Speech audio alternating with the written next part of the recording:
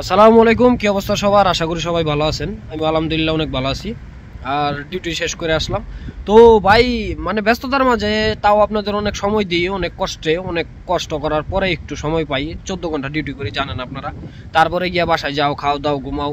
অনেক মানে প্যারাময় জীবন। নতুন অবস্থা ইউরোপে এরকমই। তো যাই হোক আর কি, যে বিষয়টা সেটা হলো কি, আমার এত পরিমাণ মানুষ মেসেজ করতেছেন, এত পরিমাণ মানুষ জিজ্ঞেস করতেছেন ভাই, বলার বাইরে। ভিডিও যদি দেখেন 500 মানুষ, 500-র মধ্যে মনে করেন 200 মানুষই মেসেজ দিতেছেন ফেসবুক পেজে যে ভাই, স্পেনের যে ভিডিওটা, নতুন আইনের ভিডিওটা দিলেন, যে নতুন আইনটা পাস হয়েছে, তো এখন স্পেনের দিকে মুভ করতে চাইতেছি। ইউরোপের বিভিন্ন দেশ থেকে স্পেন আসতে চাইতেছে। কেননা স্পেনে নতুন এখন আইন, 2 বছরের এনপাদ্রমেন্টতে 2 বছরের থাকার পরে আপনি আড়াই গজ ওই সোশিয়াল যেটা, এটা আর কি জমা দিতে পারবেন। তো যাই হোক আর কি, এটা নিয়ে আমি বিস্তারিত একটা ভিডিও বানাইছিলাম। তো এটা নিয়ে বিস্তারিত আমি নিজেও জানি না। তো যেই 2 বছরের আইনটা পাস হয়েছে সেটা জানি, প্লাস সেটার সম্পর্কে বিস্তারিত আমি খোঁজ নিলাম। কেননা ভাই, ইউরোপে প্রধান মানে পায়ের নিচে মাটি শক্ত করাটা, এটা হলো প্রধান কর্মকাণ্ড থাকে ইউরোপে আসার পরে। তারপরে গিয়ে টাকা পয়সা। আপনি টাকা কামাইলেন লাখ লাখ, দেখা গেল আপনি 5 বছরও 10 বছরও কাট পাইতেছেন না, দেশে যাইতে পারতেছেন না, সেই টাকার কোনো দাম নাই। আপনি দিবেন টাকা, ফ্যামিলি খাইবো শেষ, টয়লেটে যাইবো বাইরে গেছে শেষ, টাকা পয়সা শেষ।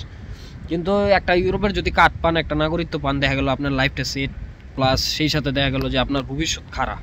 তো যাই হোক আর কি, তো সেই জন্য আমার অনেকে মেসেজ করতেছেন, ভাই আমি তো রোমানিয়া আছি, আমি ক্রোয়েশিয়া আছি, আমি আছি ইটালিতে, কষ্ট করতেছি 1 বছর 1.5 বছর, কোনো কাগজই পাইনি, কোনো ডকুমেন্টই পাইনি, আমি চাইতেছি স্পেনের দিকে মুভ করুম। তো কি বলেন? তো যাই হোক আর কি ভাই, যে ভিডিওটা আমি পোস্ট করছিলাম, এটা 2 বছরের আইন, যে আইনটা এটা পাস হয়েছে, এটা মে মাসে 2025 সালের 20শে মে কার্যকর হইব। আমি আবারও বলতেছি, এই আইনটা পাস হয়েছে, সম্পূর্ণ হয়েছে। এটা কার্যক্রম শুরু হইব 2025-এর মে মাসের 20 তারিখে। তো যাই হোক আর কি, এরপর আপনারা 2 বছরের এনপাদ্রমেন্টতে 2 বছরের কাগজ আর কি, ওই বৈধতা থাকলে 2 বছর থাকার মানে থাকার একটা কাগজ দেখাইলে আপনি জমা দিতে পারবেন কাজের কন্ট্রাক্ট কিনে।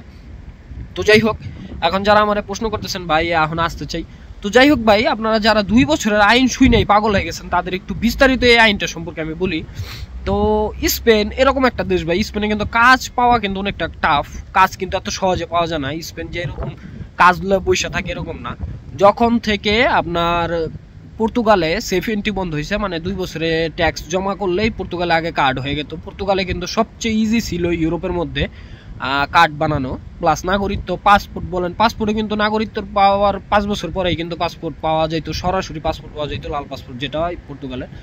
তো সেই আইন কিন্তু পর্তুগাল বন্ধ করে দিছে, যার কারণে পর্তুগালের 99% বাঙালি যারা অবৈধ ছিল, তারা কিন্তু বিভিন্ন ইউরোপের বিভিন্ন দেশে সবচেয়ে বেশি মুভ করছে আমার দেখা স্পেনে।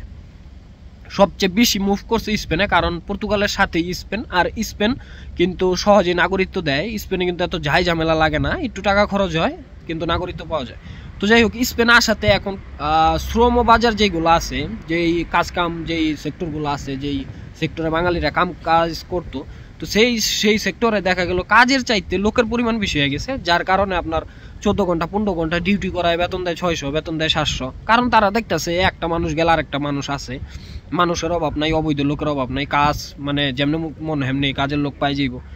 তো এই জন্য আর কি তারা এরকম করছে। আমরা বাঙালিরা ভাই সুযোগের সদ্ব্যবহার করি। বাঙালি দেখবেন যে সবাই 90% বাঙালি সুযোগের সদ্ব্যবহার করে, মানে পাইছে সুযোগ বসাই দিব। তো যাই হোক আর কি, তো স্পেন কাজের একটু সংকট।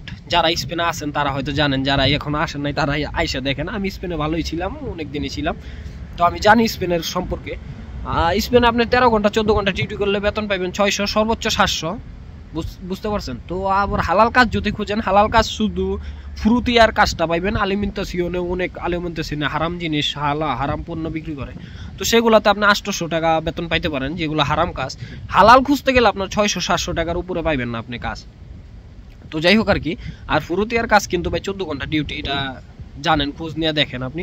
এমন কোনো ফ্রুতিয়া নাই যে 14 ঘন্টার নিচে ডিউটি আছে, সব ফুরুতিয়ায় 14 ঘন্টা ডিউটি। তো যাই হোক আর কি, এই জন্য আপনার কষ্ট বেশি করতে হয়, টাকা কম পাওয়া যায়। তার মধ্যে রুম ভাড়া আছে 200 টাকার মতো রুম ভাড়া, মনে করেন নর্মালি রুম মনে করেন 170 থেকে 200, 150 টাকায় তো রুম পাইবেনই না, এটা 100% গ্যারান্টি লয় লোন। আর যে বিষয়টা আছে খাওয়া থাওয়া মানে থাকা, তারপর কাপড় চোপড়, এগুলাতে কিন্তু প্রতি মাসে আপনার 300 থেকে 350, 400 এরকম যাইব। তো 400 টাকা যদি আপনি প্রতি মাসে আপনি যদি খরচ করেন, প্লাস 700 টাকা বেতনে যদি আপনি কাজ করেন, তাহলে আপনার দেখা গেল যে 300 টাকা থাকলো। 300 টাকা যদি আপনার ফ্যামিলিরে দেন, 300 টাকা কয় টাকা হইল? 300 টাকায় বাংলার 50,000ও মনে হইব না, আমার যেটা মনে হয় হইব না। তো যাই হোক আর কি, তো ইউরোপ থেকে এত লাখ লাখ টাকা ঋণ করে আপনি 50,000 টাকা বেতনে কাজ করবেন, ভালো কথা যে আপনি কাগজের জন্য ওয়েট করতেছেন, কাগজ পাওয়া যাবে, এটার একটা সিউরিটি আছে। কিন্তু আপনার দেখা গেল যখন আপনি 2 বছরের যে আইনটা বর্তমানে আছে, সেই আইনে যদি আপনি কাগজ জমা করতে চান, তাহলে 2 বছর পরে আপনার 2 বছর তো আপনি কষ্ট মষ্ট করে সার্ভাইভ করলেন, এই 300 টাকা 400 টাকা করে প্রতি মাসে সেভ করলেন, দেখা গেল পুরান হইলেন 4 মাস 5 মাস 1 বছর হইলো, বেতন 100 টাকা 200 টাকা বাড়াইলো, এর বেশি তো আর বাড়াইবো না, কেননা আপনি অবৈধ, আপনার কোনো ডকুমেন্ট নাই, আপনার বেতন কি দেখে বাড়াইবো। তো যাই হোক আর কি, তো সার্ভাইভ করে আপনি যখন 2 বছরে যাইবেন, তখন আপনার একটা কাজের কন্ট্রাক্ট কিনতে হইব, কাজের কন্ট্রাক্ট লাগবো। আপনি যখন কাজে মানে কাগজ জমা দিবেন, এটা কাজের কন্ট্রাক্ট লাগে সাধারণত। তো যাই হোক আর কি, আপনার যদি আসিল থাকে, আপনার কাজের পারমিশন থাকে, আপনি নর্মালি কাজ করতেছেন, কাজের পারমিশন আছে আপনার কাছে, তখন গিয়ে আপনার অন্য হিসাব। কিন্তু আপনি যদি অবৈধভাবে কাজ করে যান, আসিল নামাইরা এজেলাম নামাইরা, তখন আপনার দেখা গেল যখন আপনার 2 বছর পরে সার্ভাইভ করার পরে কষ্ট করে আপনি যখন কাগজ জমা দিতে যাবেন, আপনার কাজের কন্ট্রাক্ট লাগবে। আর বাঙালিদের স্বভাব তো ভাই জানিনি, আমি নিজে বাঙালি হিসাবে আমি লজ্জিত মিয়া, আমি নিজে আমার মাঝে মধ্যে আমার মনে হয় যে আমি আমার বাংলাদেশি পাসপোর্টটা মানে লুকায় রেখে নিজের অন্য দেশি দাবি করি।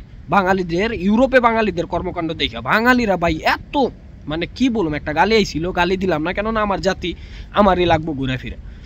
ওরা বাঙালিরা এত সুযোগের সদ্ব্যবহার করে ভাই বলার বাইরে। যাই হোক আর কি, আপনি যখন কাজের কন্ট্রাক্ট কিনতে যাবেন, তখন আপনার গুনতে হইব কমপক্ষে 5 থেকে 6,000 ইউরো। আপনার যদি ওরকম কারো কাছে যান, ওরকম কোনো মানে ধান মেরা দেয়, তাহলে মনে করেন 7,000 8,000-এর নিচে আপনারা কেউ কাজের কন্ট্রাক্ট দিব না। কারণ বাঙালিরা ভাই সুযোগের সদ্ব্যবহার করবো, সুযোগ দেখবো পাইছে, বাস বসাই দিছে। তো যাই হোক আর কি, এইগুলা আপনার ভাবতেইব, আগে এইগুলা ভাবতেইব যে আপনি 2 বছর থাকলেন, সার্ভাইভ করলেন, অনেক কষ্ট করলেন, 600 টাকা 700 টাকা মানে বেতন কিছুই না, মনে করলেন যে দূর 2 বছর পরে তো কাট পাইতেছি। কিন্তু 2 বছর পরে যে আপনার কাজের কন্ট্রাক্টটা লাগবে, সেই কন্ট্রাক্টটা কিনতে গেলে আপনার 6,000 7,000 ইউরো যদি গুনতে হয়, আপনি তো 2 বছরে 6,000 7,000 টাকা আপনি জমাইতেই পারবেন না। আপনার ফ্যামিলির খাওয়ার খরচটা যদি আপনি জীবনও জমাইতে পারবেন না অবৈধভাবে, 7,000 ইউরো 8,000 ইউরো আপনি জীবনও সেভ করতে পারবেন না স্পেনের মতো একটা দেশে কাজ কইরা অবৈধভাবে। বৈধ হইলে, বৈধ কাজের পারমিশন থাকলে, অ্যাজালাম থাকলে, তাহলে গিয়ে আপনার বেতন একটু 1000-এর উপরে হইতে পারে, 1100 1200 1300 হইতে পারে, কিন্তু আপনার অবৈধভাবে 700 800-এর উপরে হইব না। তো যাই হোক ভাই, এটাই আপনাদের বললাম, এত পাগল হইন না, 2 বছরের আইন পাস হয়েছে, পাস হয়ে গেছে, জায়গা স্পেন জায়গা কাগজ বানায় ডাইরেক্ট কাগজ হয়ে যাবো ডাইরেক্ট। কিন্তু এগুলো একটু ভাইবেন যে কি কি লাগবো, কাগজ বানাইতে গেলে কি কি ডকুমেন্ট লাগবো, কি কি জমা দিতে হইব, কিভাবে হইব, এগুলা সম্পর্কে একটু ভালোভাবে ভাবেন। আর কতটুকু সার্ভাইভ করতে হইব লাইফে, কতটুকু কষ্ট করে তারপরে এই স্ট্রাগলটা কইরা তারপরে ওই গন্তব্য পর্যন্ত পৌঁছাইতে হইব, এটা একটু ভাবেন। এত লাফায়েন না, যে কোনো একটা নিউজ পাইলে আমরা বাঙালিরা লাফালাফি শুরু করে দিই। আমি নিজেও লাফালাফি শুরু করে ভাই, এত বাস খাইছি, এত পরিমাণ বাস খাইছি লাইফে বলার বাইরে।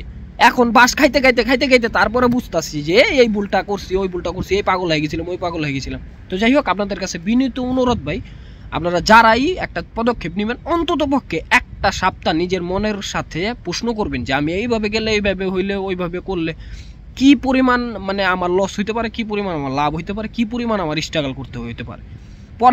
পরের জ্ঞান শুনলে লাভ নাই, পরের জ্ঞানে খালি বাস আইকালা বাস। নিজের জ্ঞানে কাজ করবেন, যদি বাস খান তাও একটা লাগবো, মনের ভিতরে শান্তি লাগবো যে নিজের জ্ঞানে বাস খাইছি। আর পরের জ্ঞানে বাস খাইলে খালি মনের ভিত্তি যদি ওর কথাটা না শুনে যদি এই কথাটা এই কাজটা করতাম, ওই কাজটা করতাম। তো যাই হোক, আমি ভাই একটু উচিত কথা বেশি বলি, তার মধ্যে ভিডিও তো বেশি মানে এই মানে সৎ কথা বলে ফেলি, যতটুকু জানি মনের ভিতরে যা হিসাব করে আমি বলে ফেলি। তো এটা নিয়ে কেউ মনে কিছু নিয়েন না। তো যাই হোক, ভিডিও আজকের মতো পর্যন্ত। ভিডিও ভালো লাগলে অবশ্যই লাইক করেন, মন চাইলে শেয়ার করেন, আর পারলে অবশ্যই আমার চ্যানেলটা সাবস্ক্রাইব করে রাখবেন। আর যে কোনো কিছু করার আগে অন্তত নিজের মনের সাথে একটা সপ্তাহ একটু সময় দিয়ে ভাইবেন। তো দেখা হচ্ছে পরবর্তী কোনো ভিডিওতে, সে পর্যন্ত ভালো থাকেন, সুস্থ থাকেন, আল্লাহ হাফেজ।